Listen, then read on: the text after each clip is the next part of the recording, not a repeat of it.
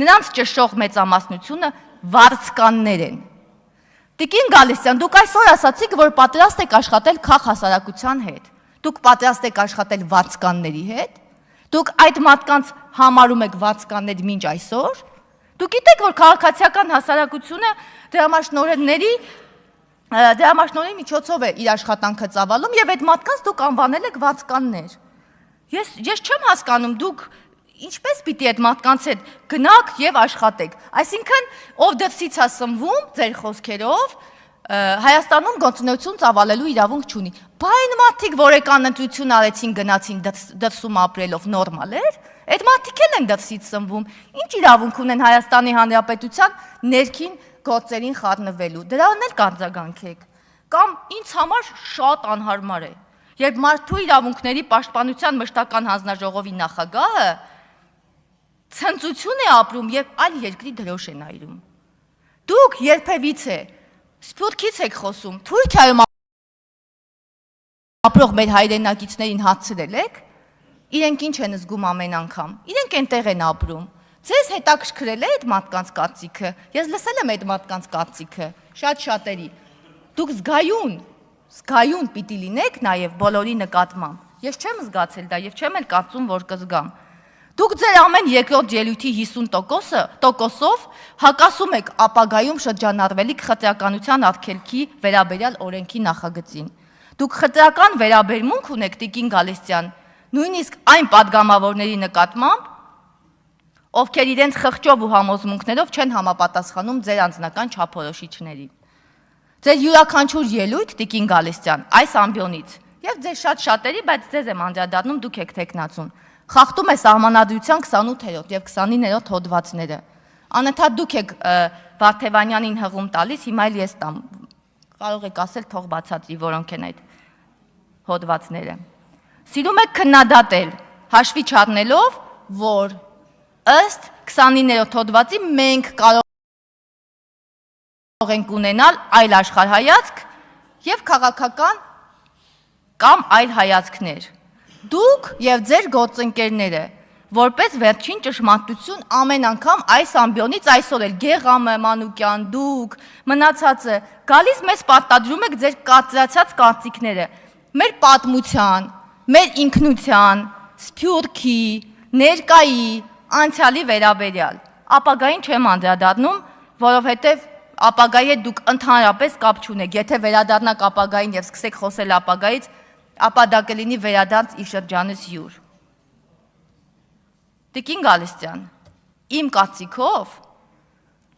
մարդու իրավունքների պաշտպանության մշտական հանձնաժողովի էությունն այն է, որ այն պաշտպանի մարդկանց իրավունքները, խոսի մարդկանց իրավունքների մասին, խոսի տարբեր աշխարհայացք ունեցող մարդկանց մասին եւ այդ ամենի մասին խոսի համաչափության եւ հավասարության սկզբունքով։ Դուք այստեղ անընդհատ պաշտպանեցիք Քրիստինե Վարդանյանին, ով հարձակվել էր իր խմբով Սոնա Ղազարյանի վրա, որ գնացել էին մտել էին Անահիտ Ավանեսյանի սենյակ, հիշում եք, ոչ մեկը չարեցիք, չքննադատեցիք։ Դուք պաշտպանում եք Գալստանյանին, դուք պաշտպանում եք կուսակրոնության ուխտը խախտած մարդուն, անունը չեմ տալի, որ մի քանի հոգի չոգևորվեն, չթխկացնեն։ Էտա, դուք անընդհատ պաշտպանում եք, մի խանգարեք, հա, անընդհատ պաշտպանում եք, դուք օբյեկտիվությունը կորցրել եք, հասկանում եք։ Ես ավարտում եմ իմ ելույթը։ Եվ այդ ընթացքում տեսնելով, որ ձեր օբյեկտիվությունը կարեկցանքի կարիք ունի Տիկին Գալստյան, ձեր օբյեկտիվությունը ընդհանրապես այս հանձնաժողովի հետ չի համապատասխանում։ Եվ ես հիմա կարծում եմ, որ մարդու իրավունքների պաշտպանության հանձնաժողովի կարևորագույն գործունեությունը գիտեք նաև ինչը պիտի լինի, որ պաշտպանի այն մարդկանց իրավունքները, որոնք ավելի ճիշտ ձևակերպեմ, այսպես ավելի ճիշտ կլինի։ Այս Վարկերից եք խոսում, Տիկին Մանուկյան, դուք լսել եք, որ ես լինելով ֆինանսավարկական եւ բյուջետային հանձնաժողովի անդամ, ամեն հանձնաժողովի նիստին, յուրաքանչյուր նիստին, Տիկին Վարդանյանն էլ ինձ հետ միասին, մենք ասել ենք Կենտրոնական բանկի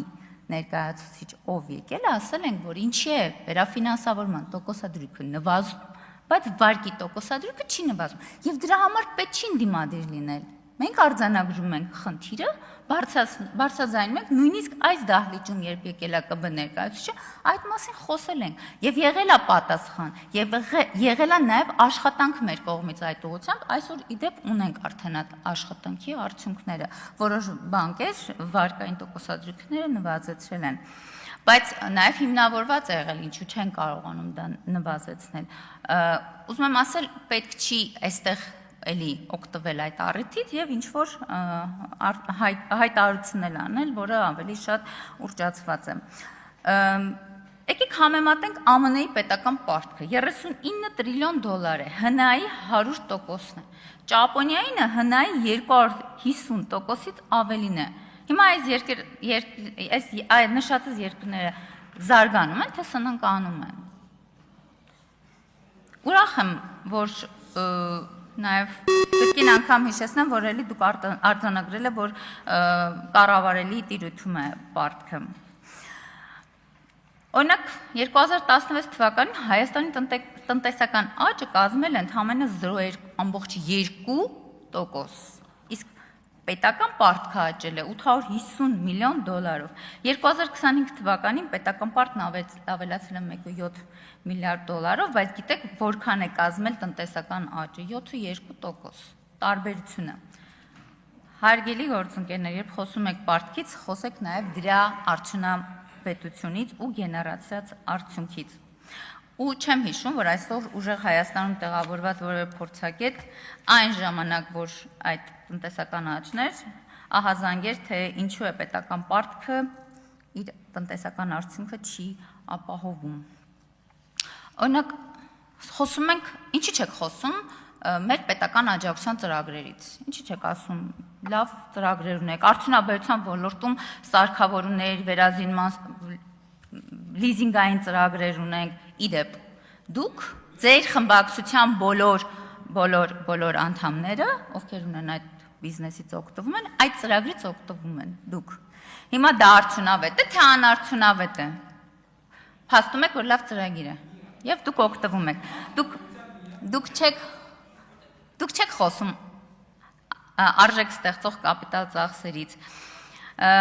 Թողել ենք բովանդակային մասնագիտական մասը, եկել այստեղից ասում ենք Snoop Dogg, ֆեստիվալ, չգիտեմ, շատ կարևոր է, որ խոսենք բովանդակությունից։ Այստեղ անդադար խոսում ենք 0% վարկերից։ Ասում եք պետք է իջացնենք ՓՄՑ-ները 0%, բայց ասում եք ու հիմնական շեշտադրումը անկեղծ լսել եմ իրավաբանական